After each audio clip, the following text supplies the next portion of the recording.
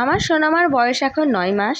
তো আগের বারে যখন ডাক্তারে চেক আপ করতে নিয়ে গিয়েছিলাম, তো তখন ওর একটু ঠান্ডা লেগেছিল, সেই জন্য তো ডাক্তার তখনও আমাকে জিজ্ঞাসা করেছিলাম ডাক্তারকে, তো ডাক্তার তখন আমাকে বলে দিয়েছিল যে তুমি একটু একটু করে সবজি সিদ্ধ খাওয়াতে পারো বা খিচুড়ি করে খাওয়াতে পারো। কিন্তু আমার সোনামা তো খিচুড়ি খায় না, তো ভাবলাম একটুখানি গাজর আর বিট সিদ্ধ করে খাওয়ানো যাক। তো ডাক্তারকে জিজ্ঞাসাও করেছিলাম।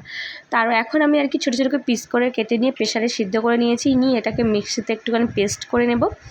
এদিকে দেখো আমি আর কি মিক্সিতে দিয়ে দিলাম।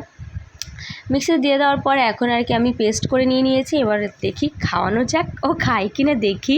বিট আর গাজর দুটোই যেহেতু মিষ্টি সবজি, তো ও পারলে হয়তো খেতে পারে, আমি জানি না। তো প্রথমে না ওকে আমি অল্প অল্প দিয়েছিলাম, ও খেয়েছিল, সবটাই আর কি খেয়েছিল।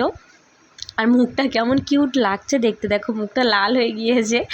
তো যাই হোক, সবটাই আর কি খেয়েছিল, কিন্তু লাস্টে মানে একটু অল্প বমি করে তুলে দিয়েছিল। তোমরাও চাইলে বাচ্চাদেরকে ট্রাই করতে পারো, ভালো।